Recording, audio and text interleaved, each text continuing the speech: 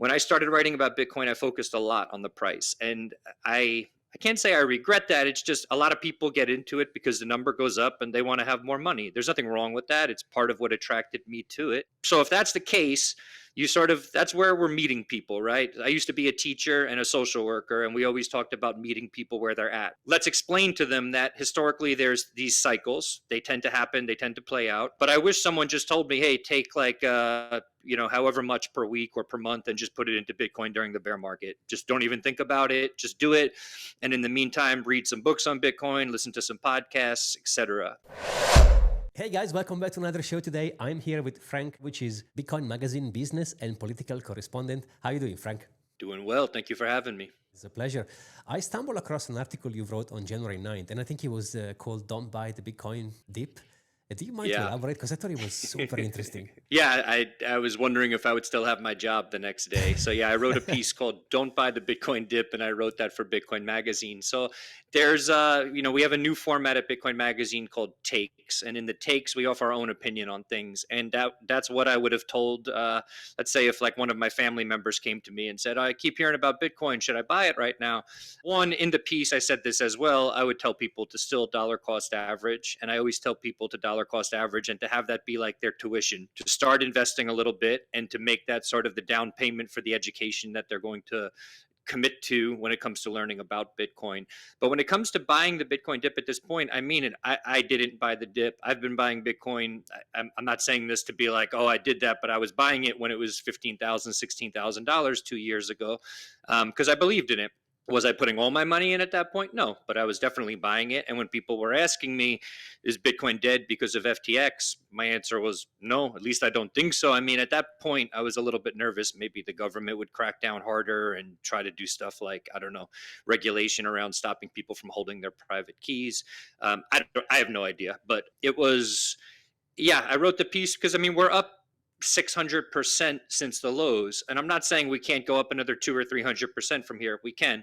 But what happens at that point? So let's say Bitcoin goes to 250,000 this cycle. That's great. We'd all really be excited. A lot of us, maybe some people listening here, have been buying since the price was a lot lower, and that's fantastic.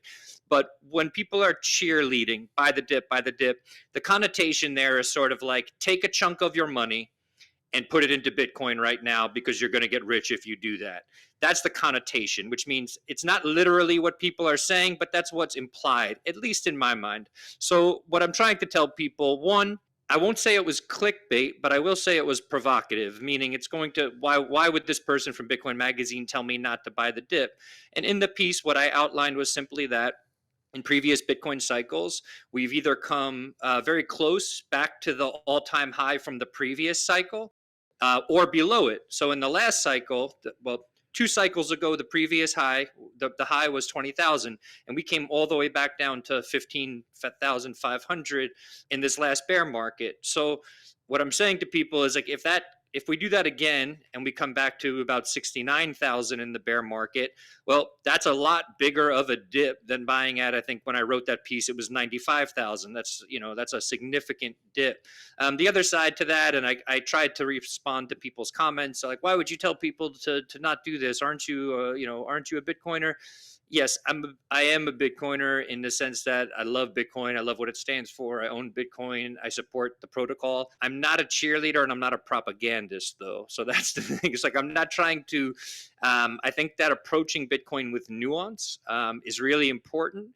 And I think anyone who tells you that timing the market doesn't matter and that you should just throw a chunk of money in, the data shows otherwise. So if you look at like James Checkmatey from Australia, the data shows people who buy near the top or they buy during a bull market. When the bear market comes back around, they get really nervous and then they end up panic selling the lows. This is what I don't want people to do. That's it. If people get into Bitcoin, I don't want them thinking about it like, oh, I'm going to buy some now, okay, and then I'm going to sell some later this year.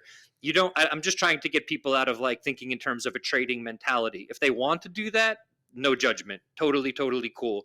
But in the grand scheme of things, when someone's yelling buy the dip after we're up 600%, I just wanted to be an alternative voice to explain to people that we might get a bigger dip than this. There's no guarantee that we ever come back below 95,000 again. But if I had to bet on it, I would say we do. And that's not because I'm bearish or anything else. It's just charts, charts of Bitcoin or any asset for that matter are just human emotion. And on top of the fact that there's a ton of leverage in the system, including in the Bitcoin system, which means that when a trade turns or when a sort of direction of an asset price turns, it tends to turn very, very hard with all of the leverage we have in the system. So it's not about, oh, I think Bitcoin should go back to this price. It's just human behavior. It's like we keep doing the same things over and over, and the charts show that. So I was hoping to sort of lead people into what I just explained, a little bit of a clickbaity, a provocative title, but I don't think the piece itself was clickbait. I think I actually taught a bit of a lesson within the piece. So I totally agree with you. I think it's fear and greed. They move any market, and we as Right. humans have emotions, and emotions lead to buy and to sell and all this kind of stuff. You mentioned cycles. I mean, where do you think we are at the moment? Are we in the end? Is it too late? Are we in the middle? I think we're in the last third of the cycle. If you look at, so sometimes people share that chart of like Bitcoin has 3 good years and then 1 really, really bad year. So if you look at the yearly chart, it tends to be 3 green bars. The green bars symbolize the price going up, a bull market.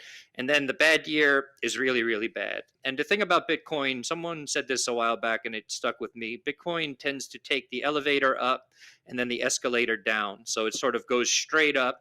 And we just sort of saw that, right? Weren't we just talking like 2 months ago? We were talking about the 58K gang, right? Bitcoin was only trading for, around 58,000 like 2 or 3 months ago. And we sort of forget about this stuff very quickly. We took the super elevator up after, I think it was after Trump's election. We ripped from like the mid 60s all the way to over 100,000. That happened very, very, very quickly. So I think we're in the final year of this bull market to address, and then the people are piling on, telling me, how can that be? We're about to have strategic Bitcoin reserves. We're about to have, there's more companies putting Bitcoin on their balance sheet. And I wrote this in the article, and I just like to remind everyone back in 2021 was so excited when Elon Musk put all this Bitcoin on Tesla's balance sheet, and then they were pissed when he sold 75% of it. So just keep in mind that because a company right now is putting Bitcoin on their balance sheet does not mean it's not a given that they're going to keep it there. So that's just something to keep in mind. The other side to this, it's the same with countries. Everyone points to like Bhutan. Bhutan is mining Bitcoin. They have 13,000 Bitcoin. They just sold 3,000 of that Bitcoin, and there's no stopping them from doing so.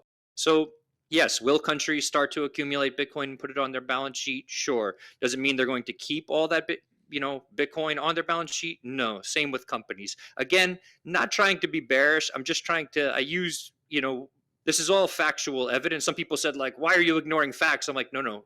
You're ignoring facts. You're reacting emotionally to a statement I made. I gave you facts, historical evidence that makes me believe we will probably repeat this cycle again.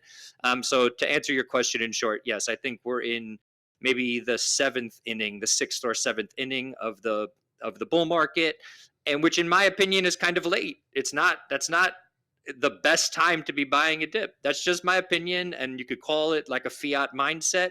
But the problem is a lot of the people who are yelling about buy the dip or it doesn't matter when you buy Bitcoin, they bought Bitcoin a long time ago. So they're price insensitive at this point. They don't think too much about the price because even if Bitcoin were to drop 80%, they would still be super, super, super far into the green. When I started writing about Bitcoin, I focused a lot on the price, and I can't say I regret that. It's just a lot of people get into it because the number goes up and they want to have more money. There's nothing wrong with that. It's part of what attracted me to it. So if that's the case, that's where we're meeting people, right? I used to be a teacher and a social worker, and we always talked about meeting people where they're at. So if they want the price of Bitcoin to go up and that's where we're meeting them, let's explain to them that historically there's these cycles. They tend to happen, they tend to play out, and to just be mindful of them. And again, I think for anyone who's new to this, and it's the advice I wish somebody gave me I got into the market at the beginning of 2018, so right after the bull market had ended. I think Bitcoin was already maybe back down to 10,000. But I wish someone just told me, hey, take like however much per week or per month and just put it into Bitcoin during the bear market. Just don't even think about it. Just do it. And in the meantime, read some books on Bitcoin, listen to some podcasts, etc. Like you said, agree 100%. There is a time where you maybe DCA in, and there is a time where DCA out into this asset. If you are happy to buy now, well, guess what? You'll have to wait maybe another cycle because, like you said, we are going towards, if history repeats, the end of this one. I mean, do you see any possibility at all that this Trump crypto administration is going to maybe push it further another year or change the cycles? Yeah, it could, and the cycle could change. And also, if you look at when gold got ETFs in the United States, which was I think 2006, basically gold went on like a 14-year bull market. While people compare Bitcoin to gold, they're still two different things, because by the time we had gold ETFs in the United States and people were buying in, causing a bull market, everyone was essentially just using paper gold at that point. Nobody was actually like storing gold. I mean, some people might have been for sure, but that's a minority. And it's not like gold had a use case the way that Bitcoin has a use case, which is sending value anywhere in the world instantaneously. And I say that like it's not theoretical. I was just in Kenya last month. I was in Abu Dhabi for our Bitcoin conference. I know you mentioned you were there too. I'm sorry I didn't run into you, but and then I was in Kenya for the African Bitcoin conference the day after. There's people using Bitcoin as money all the time, so it's a bit of a different thing than gold. And also, I won't say who, but there's plenty of people who I talk to in this space who teach people about Bitcoin. And like you just said, they don't tell them to try to like sell all their Bitcoin at the top and speculate entirely, but they do say like take a little bit out, move it into fiat just to help you with day-to-day expenses. I'm not saying this because I'm like a master at timing the market. In the last cycle, I was November 2021, and I did not want to do the job I was doing anymore. I was a university professor. I really did not like working in academia, and I wanted to make a change, and I didn't have a job yet. So in the end of 2021, not even because I knew it was going to be the top of the cycle, I took a bunch of money out and I took some cash out. It was like enough for me to have a few of my months of rent paid for, just so that I didn't have to worry about money, and the rest of the Bitcoin I held. But it was just something to essentially help me get by in case I didn't get a job in, writing about Bitcoin like I do now right away. I don't regret that decision at all. Bitcoin is a tool. Do I love fiat? Am I happy that the money that I took out in fiat has lost value since that time in 2021? No, but it granted me certain freedom to do things that have allowed me to move into the position that I'm now in with a lot less stress in my life. And that has made me a much happier person.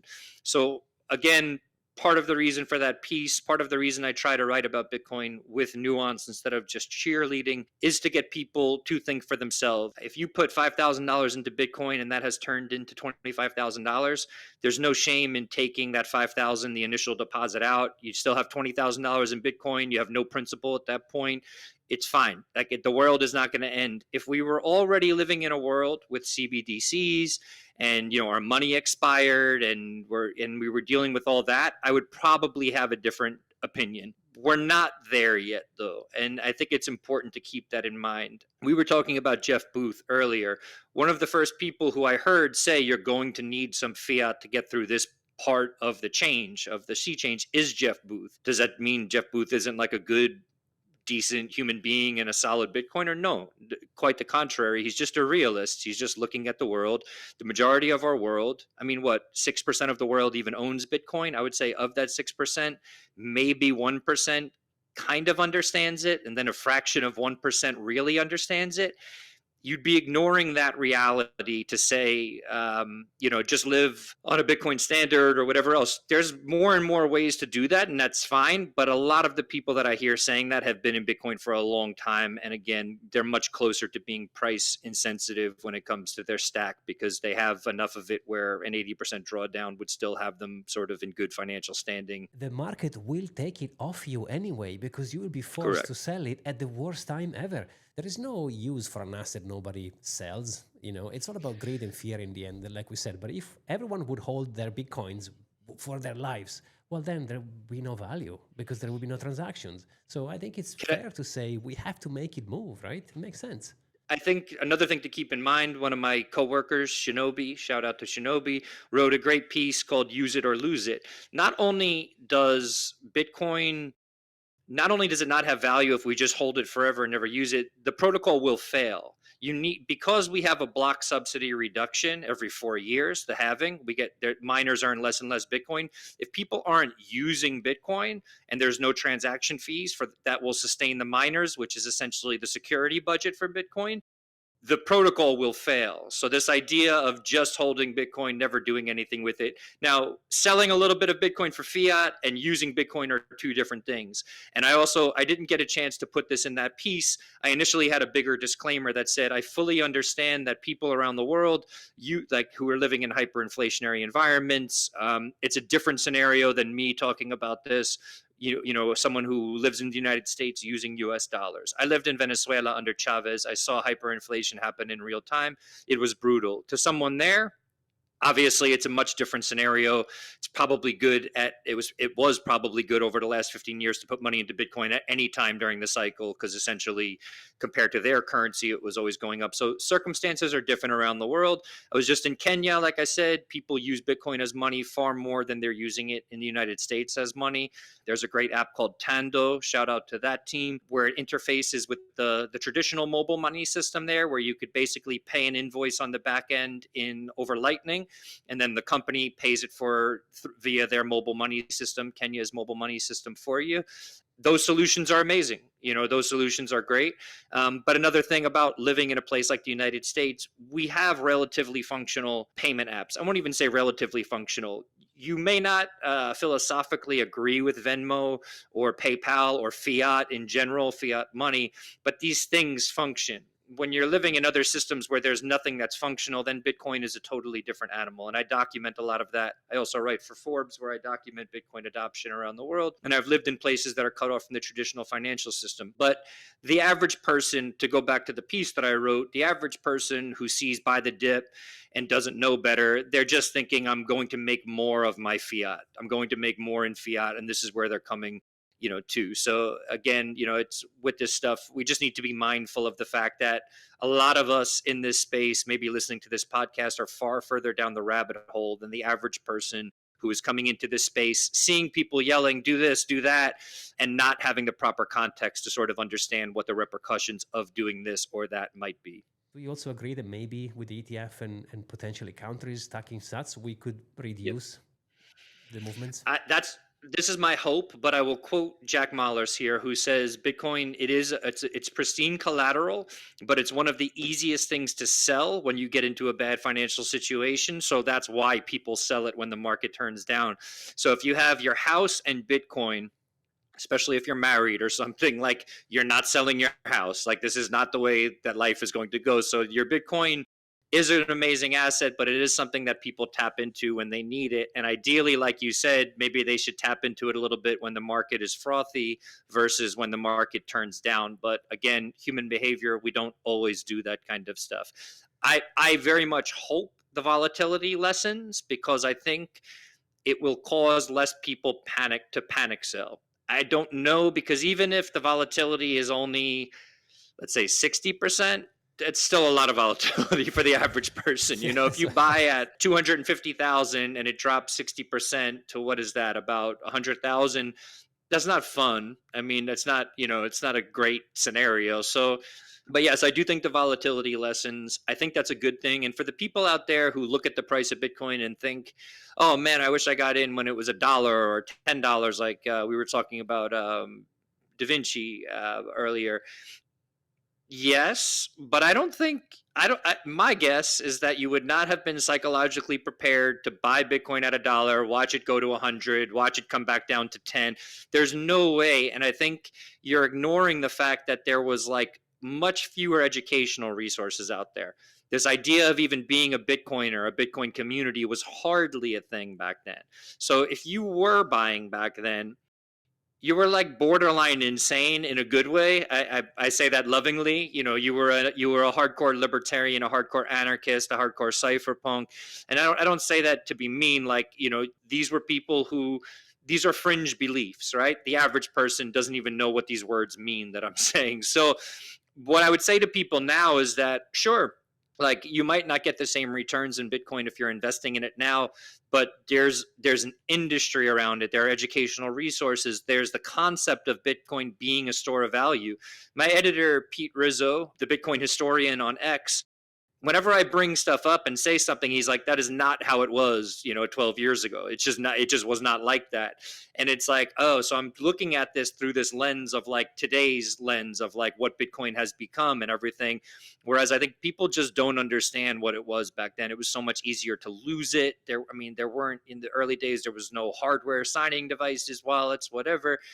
So I would just tell people like, just try to take a step back with all this stuff. To your point, yes, I think the volatility will lessen. I think that also means the returns will lessen. But generally speaking, in terms of onboarding people and in terms of Bitcoin being used more as a currency, it's a very, very good thing that I think the volatility is less, and that even if the returns are a little bit more, I think that ideally for Bitcoin to fulfill its purpose, it has to do this until it just becomes the most stable thing out there, which I don't think we're anywhere close to yet. So yes, I think volatility lessens, and I'm a proponent of this. I'm a fan of this. I had Pete, by the way, on the podcast, and I said to him, Oh, he cool. kind of stumbled across the same discussion. And I said, well, I would also argue, I don't have a math on my side, but I'm guessing that the majority of the people they bought at $1, they sold most of it. The only winners, I think, are those who forgot they had it.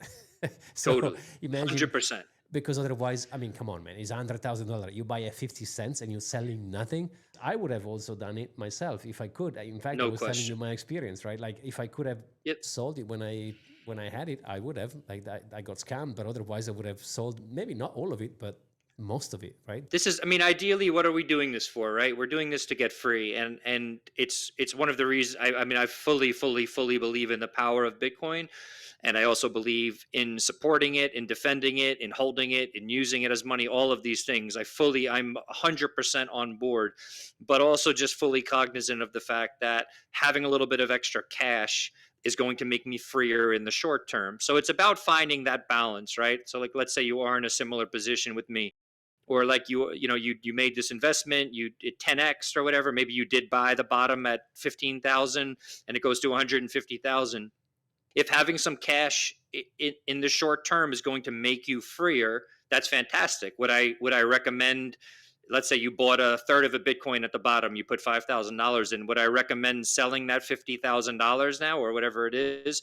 Think for yourself and trust your gut. Don't just look at this cognitively. Don't just look at like, Jeff Booth says I'm allowed to do this, or Frank Corva says I should do this, or you're allowed to do whatever you want to do, but keep in mind the consequences. Again, we could be living in a world where money turns into CBDCs one day. Then when you're selling Bitcoin, that's a far different decision you'll have to make. But again, this is why I said in the beginning, when you start investing in this, read everything you can, not just on Bitcoin, the history of money, everything you can about this, because eventually you'll get a mix of sort of your cognitively, mentally the way you think of this thing, and then emotionally how you feel. What sort of cash buffer? Like I'll say this without saying any names. There's plenty of people who I know who work in this industry who talk about how much of a cash buffer they want to have, how much of a dollar buffer. Now, these are very, very smart people doing amazing work in Bitcoin. And I used to make small educational materials, and I would always say you're better off under investing in Bitcoin than over investing in it at first, because the whole idea is just to stay a part of the network. Just continue to stay a part of it.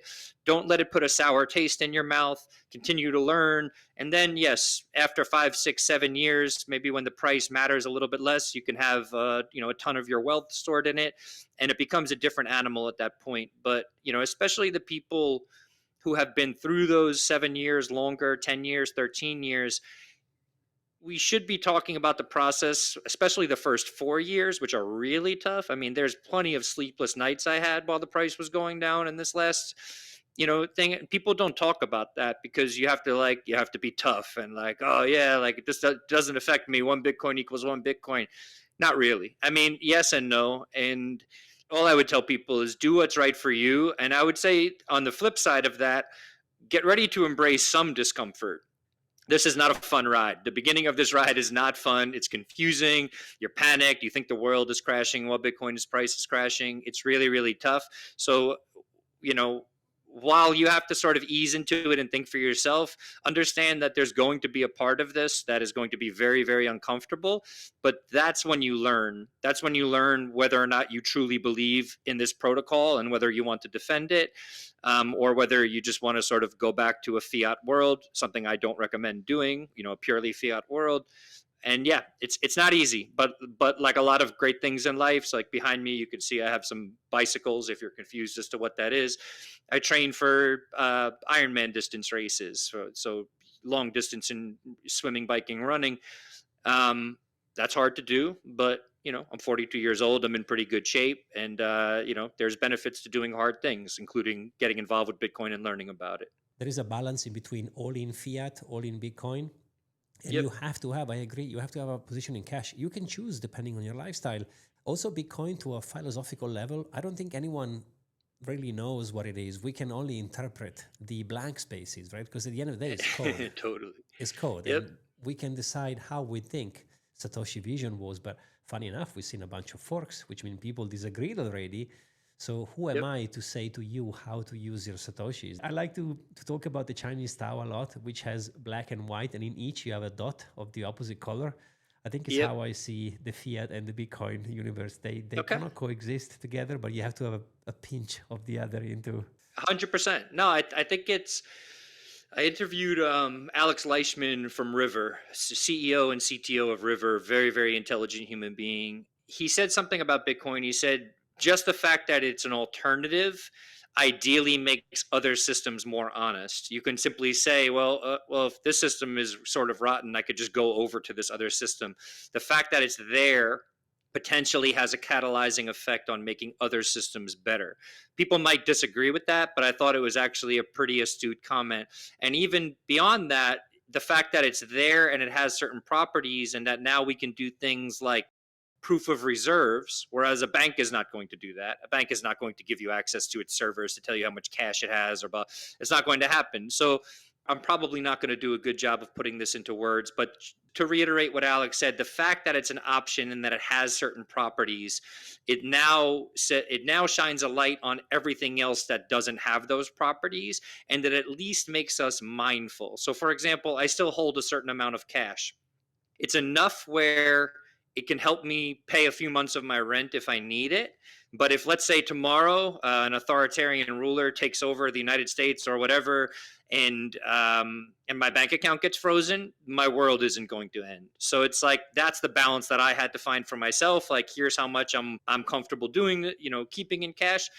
And again, I work with a lot of activists who don't even have that option. They don't have that bank account. So in that regard, it's amazing that Bitcoin exists, and that they have that. I'm going to be interviewing Alexei Navalny's chief of staff next week. Alexei Navalny, for people who don't know, ran against Putin, was Putin's opposition, democratic opposition in Russia. For a lot of those people, they didn't even have an option. So the fact that you have an option too, to go back to that point, like you said, the Tao thing, it's like, to be able to have a little bit of both, to mix those two things in on both sides, it's a really, really powerful thing, something that we shouldn't take for granted, for sure. I'm happy when people decide how to manage their own finances. Like, who am I to tell people what to do with their money? Yes. And by the way, I haven't even found my own balance because, like we are discussing, it's a journey you have to go through. And by the way, going there and seeing there, it's very different. So when you pass through the valley of death and you see your portfolio losing a bunch of zeros, I can't Yep. describe it to anyone unless they see it Oh, themselves. not fun. It's not fun. Yeah. Again, it's for like you said, we should very, very much be mindful of the newbies in here. And the problem with, especially if we want this world to expand, we need it to expand. We need more people using Bitcoin, owning Bitcoin, all this kind of stuff. Then we shouldn't want people to get shaken out and hate it. I posted this on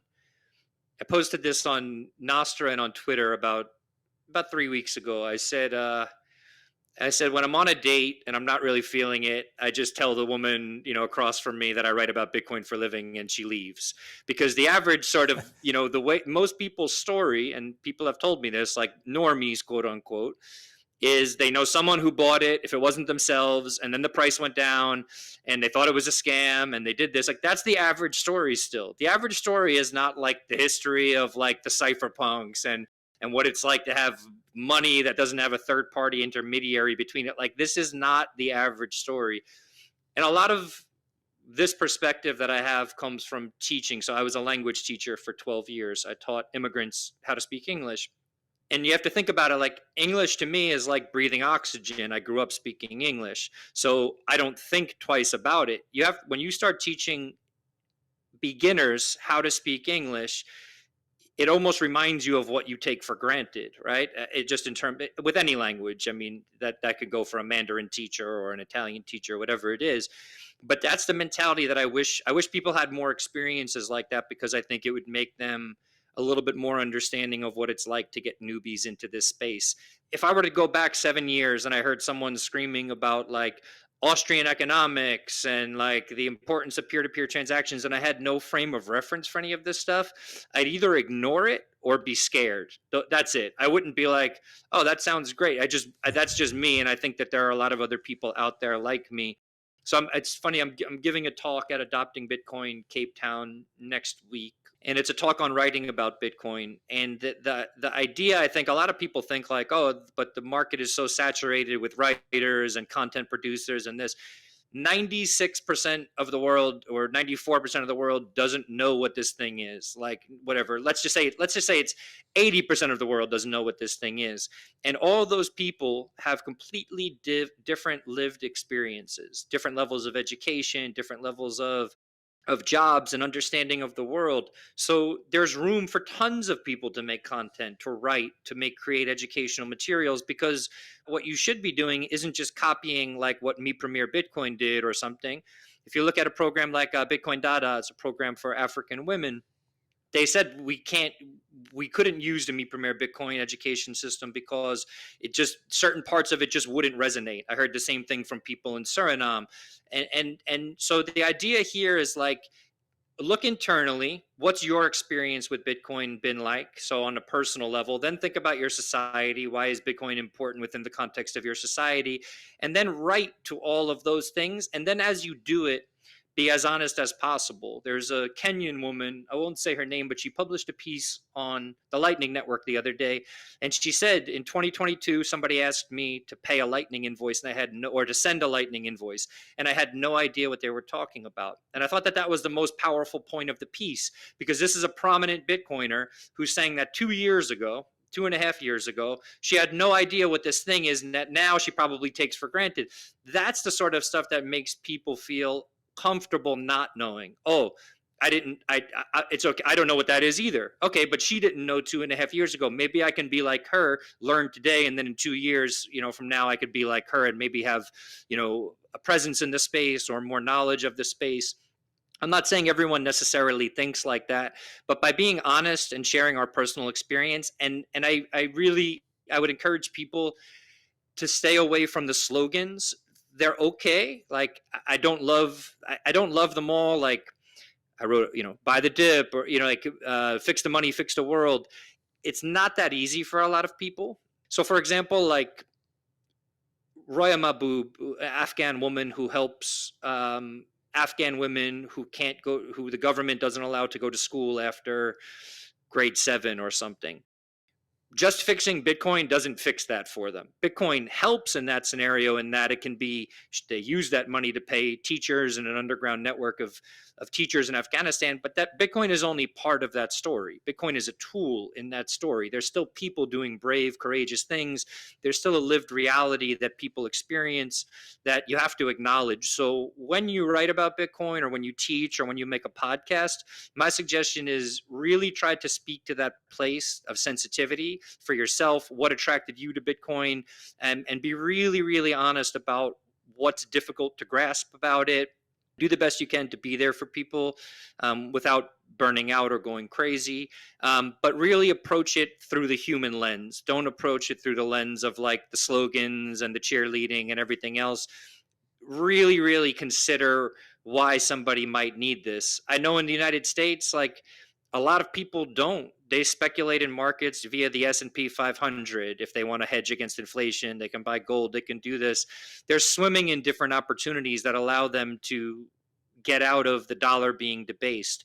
And then on top of that, the dollar is the strongest fiat currency in the world. So it's like, yeah, we're losing purchasing power, but we're doing it at the slowest rate versus all other currencies.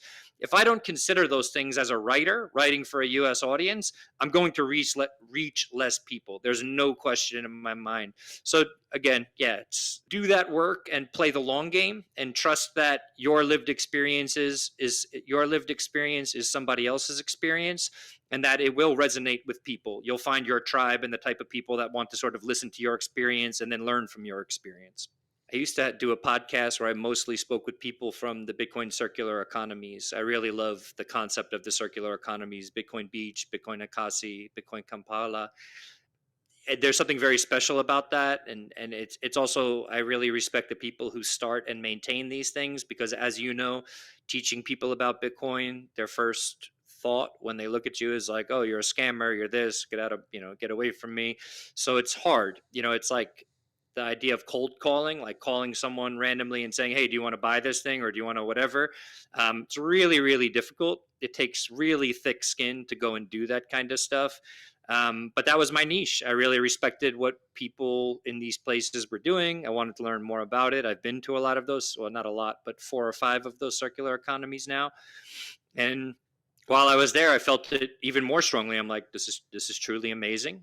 And that's what I do mostly for Forbes, is try to explain to people why these things are important. And also, I think part of my job in the United States, I learned this from a lot of activists that I've dealt with, is for better or worse, a lot of regulation that comes out of the United States and Europe gets copied and pasted. So if we take an antagonistic approach with Bitcoin, not only in terms of regulation, but rhetoric, like the way the Biden administration did and Elizabeth Warren, you're sending a message to the rest of the world, to Kenyans, to people in whatever country, anywhere in the world, Indonesians, etc. This thing is bad. And when we do the opposite, so like one of the strangest experiences of this last year for me, I have very mixed feelings about Donald Trump. I'm probably not supposed to say that, as I know that Bitcoin Magazine has been a big supporter. I have mixed feelings. I'm not saying I hate the guy or anything like that. I just have I have mixed feelings about any politician. Let me say that. Yeah. So it is what it is. But so I met with Trump in a bar in New York called Pub Key, and it's a Bitcoin theme bar in the Village in like downtown New York. And I spoke with him for about 5 minutes there. And during our conversation, someone took a picture, and that picture, you know, it went kind of viral or the tweet that the picture was in went viral. And one of the craziest parts of that experience was the amount of text messages I got from people in Africa, in Latin America, saying like, thank you for speaking with him and for, having a conversation and for, capturing him saying positive things about Bitcoin that will have an effect on our government and the way that they look at Bitcoin. And then I'm like, it took me a minute. I had to sit down, because Donald Trump is a very divisive figure. So I could have imagined tons of people messaging me like, how dare you? Why would you speak to this person? Blah, blah, blah. But what was funny about that is that that's what most of the people in the United States said that I know. Like I've most of my life, I've been a fairly politically liberal guy, like a little bit left of center, not super liberal, but definitely not like super right wing or anything. And a lot of people in the United States were like, how dare you? Whereas people abroad who use Bitcoin and value it were like, thank you. And that really, really opened my eyes to like, there are so many dynamics in the world at play that, when we think we understand these things and that we're approaching it the right way, or we're telling people the right way to do things, it's not always the case. So again, when it comes to the education, talking about Bitcoin with people, keep an open mind. We say, like I said, I was a former teacher and social worker. Meet people where they're at. one person I was like, I'm talking all this theoretical stuff about Bitcoin. It was a friend of mine in the United States. I ended up learning this woman had never opened, she didn't have an online banking account. So I'm talking about money now with no intermediary. She has no digital intermediary. She only has a bank account where she goes and physically withdraws cash from the branch. So it's like you have no idea where people are coming from with this stuff. If you're talking about it from too high a level, too high a theoretical level, or, for a lot of people on this planet, they don't have the privilege of thinking about things ideologically or theoretically. They think about things practically, like how am I going to pay my bills? How am I going to do this? Again, I'm not saying that's going to lead them to having a certain amount of their wealth in fiat or whatever, but I think about, like, I'll be visiting Bitcoin Akasi next week, and I spoke with Herman, who started the project, and then Luthando, who's the main coach for the project. And Herman told me about some of those early conversations with Luthando, and Luthando told me about them too. And he was like, I had no idea what this, like, essentially, I'm joking here, like, this crazy white dude is telling me about, like, Satoshi Nakamoto and this thing and blah, blah, blah. Like, this stuff is all very strange to people. It's very, very strange to people. And on that note, when it comes to the strategic Bitcoin reserve in the United States and everyone talking about that, I don't think it's going to be very popular amongst the average voter for Trump to do something like that. I do think he'll end up holding onto the coins that we already have, and that's fine. Whatever, 100, 200,000 coins, that's great. But the average person is hurting here, like financially hurting. To go and start printing money to buy Bitcoin, like, I don't think this is a good move. I mean, if the government wanted to start setting up its own Bitcoin mining facilities or something, sure, we can have that conversation, whatever. But and that's, again, to bring it full circle back to the original point where everyone's like, why would you not buy the dip right now? It's because I do think Trump has good intentions. I think he will do a lot of pro Bitcoin and even pro crypto things, but it's not all going to plan out the way that all of this speculation about it, the way people are saying, we're going to the moon because we're going to buy all the Bitcoin and we're going to do this. Like, things don't tend to work out that way. They might work out kind of that way, but there's a lot of other things that Trump has to worry about aside from stockpiling as much Bitcoin as possible. So it's a huge tangent there, and I apologize, but I think this is sort of some important messaging for people out there. What I like about what's happening now is that he's putting people in place, and those people that he's choosing, well, they know. So Yep. I think it's going to have a ripple effect, right? It's going to propagate some Agreed. way. I mean, Gary Gensler is gone. I mean, only for that, it's amazing. He was blocking most of Yeah. it. After all, we've done 2 cycles with Biden. So I think stable coins are going to come out really aggressively. There is also a new stable Yep. coin in the UAE pegged to the dirham, which is going to be interesting. I think banks are going Yep. to start. If he's going to allow banks to hold Bitcoin and or crypto, oh boy, they would want to bid. Yep. So I think we will Yep. see a repercussion in the administration. Maybe, like you said, I agree, not as fast as, oh my God, $1 million next week. But Yeah. it will have an impact, I think. And it's not priced in. I don't know if you agree, but Yeah, I also don't think it can be priced in because so you just said it, there'll be ripple effects.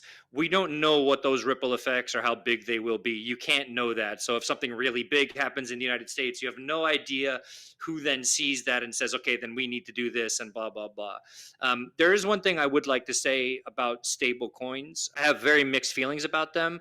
If you had to say, like, should they exist or not, I would say absolutely they should, because if the average person, if that's what they want to use, and myself being a free market, whatever, believing in the free market, I think that's fine. The other side to that, and what I get worried about with the United States is, so we've gone through this period of the United States with, like, the petrodollar after we got off of gold and all this. And I think now the sort of the digital dollar, the crypto dollar, the Tether, the USDC, I think it's kind of becomes a way for the US to export inflation. So the term crypto, while I'm fine with people using it, and people should invest, do whatever they want with their money. I do think if there's one thing to teach people, it is that stable coins and Bitcoin are not the same thing. I think when we think of crypto and permissionlessness and blah, blah, blah, like, stable coins, the majority of them, or let's just say Tether, we'll just use Tether as an example. This is backed by dollars in a bank account. So yes, it's a crypto representation of something from the analog system. whereas Bitcoin is a purely digital, only exists in the digital space, exists peer-to-peer.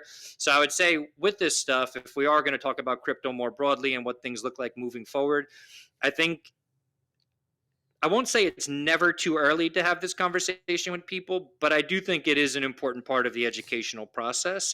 And then if we do get to an ideological standpoint, I do think that there's a lot of benefit to the world having a neutral reserve asset. And I say that as an American. I'm coming to you from New York City, home of Wall Street and everything else, because there's a lot of ways in which the United States abuses the privilege of printing the US dollar and having the world reserve currency.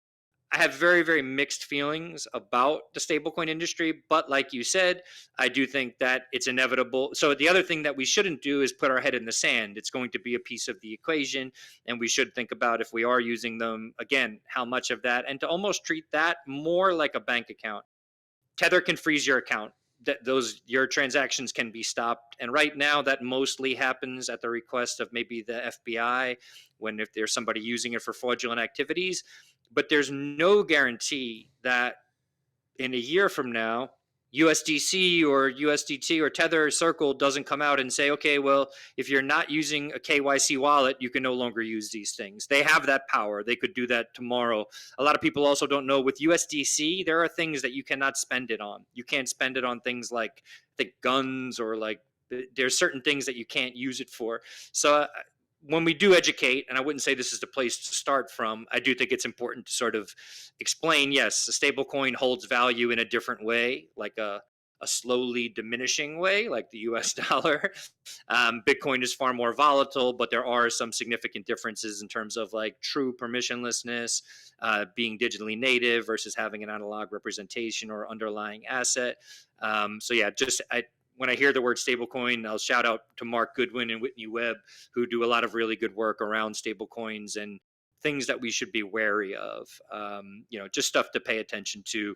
And for people who don't know, for people who don't understand why and when Bitcoin came out, it came out of the great financial crisis of 2009. That was now 16 years ago.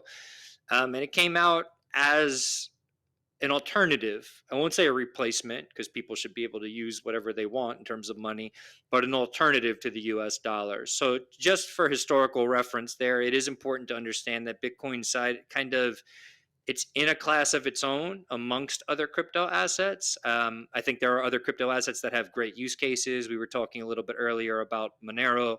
I think stablecoins do have value to a lot of people around the world, and that's totally fine. But know the difference between these things would be my only sort of suggestion to people. Kind of consider Bitcoin as something not altogether, but different in some very key ways. 100% super well said. I have no stablecoin in my portfolio, and I do believe 100% stablecoin are CBDCs, period. So CBDCs, yeah. There is no, when people are saying, oh, there's no CBDCs, we already have them. And also, by the way, shocker, the bank can freeze your money. The bank doesn't even have your money. It's not even money. But we all know these things, right? In fact, if you would let me choose, I would pick the dollars above the stable coin. The stable coins, right? Yeah, I feel the exact same way. When I move money, the times that I did sell Bitcoin, I did not move it into stable coins. I just moved it into a regular bank account, and that was it. Yeah, checking account or something. Yeah. I'd rather hold Bitcoin any day, anytime, even at the bottom of the barrel, as opposed to convert it into stablecoin. I don't do that. But that's me. And I understand some people have to do it because they don't have other options. But maybe DAI, we could argue. But that's probably the only one which is slightly more decentralized as opposed to Tether and USDC. But still, I wouldn't feel comfortable. I think even DAI, part of it is collateralized by USDC and USDT. Exactly. Part of the collateralization. Yeah. So someone taught me this. I used to be in the music business. Someone taught me this years ago. Someone who was older and had worked with some major artists. And he said something like, I'm going to try to teach you all of the mistakes I made, but you're probably not going to listen. And, to the people out there, that's probably true for you too, even though you're probably thinking to yourself, no, not me. I'm the different one. Maybe. I'm not saying you're not. But there's already things that, I've been in this space for 7 years, and I think everybody has some stories of like, they did know better, they knew that they shouldn't have done certain things. They did them anyway, though. So we all do that. And like I said, make those mistakes early. But when you do hear best practices are hard. They're tough. When you do have a sizable amount of wealth tied up in something like Bitcoin, learning how a multi-sig works or learning how to properly use a better hardware wallet, an open source hardware wallet, these are not comfortable feelings. Like they're very uncomfortable moments. I've interviewed the guys from Casa about this, who provide multi-sig help in setting up a multi-sig self-custody setup. It's hard, and that's the majority of the difficulty with this space. The cognitive, like grasping things, one, like you said, not everyone there's no one on this planet who I think completely understands Bitcoin, so it's never like someone we fully understand it. The real challenge lies in the emotional side of getting someone to accept responsibility for holding a bearer asset, to understanding that the responsibility for that thing is on them. So I teach in the Bitcoin Dada program, the program for African women, and I do like a Bitcoin 101 class for them. And one of the first things I tell them is like, one of the things you're not going to like read in a manual is that your nervous system, your emotional system is going to change as a result of this. You're going to start feeling different. You're going to view the world differently. You're going to have to learn how to protect this thing that you have. That is something that I don't think a lot of people talk about. And it's what makes the thing valuable, I can't say it's what makes it valuable, but it's sort of how you know it's valuable. Because once you start to really kind of understand it in your gut, you're sort of like, oh, okay, like I get the fight we're fighting, I get the game we're playing here. So yeah, just putting that out there as well. I know it's a little off tangent, but it is something for anyone new that's listening. You have to embrace that, because I will say the other side of that is it will also make you realize that there are a whole bunch of other things you can do in life that you did not think you could do. And so it will make, maybe you never thought you'd be a podcast host. Maybe somebody listening to this thing's never thought they would publish an article online or even write a book or something like that. For me, I grew up reading, not grew up, but I found a writer named Matt Taibbi many years ago who writes about financial crises and financial related matters. And I was like, man, it would be so cool to be Matt Taibbi, but I could never be a writer or a journalist. And here I am making a living doing this. If I didn't find Bitcoin, I don't think I ever would have had the confidence to do this sort of stuff. So you have to lean into that discomfort that comes with taking responsibility. It will be hard at first, and the downturns are hard, and the custody is hard, and all this stuff is hard.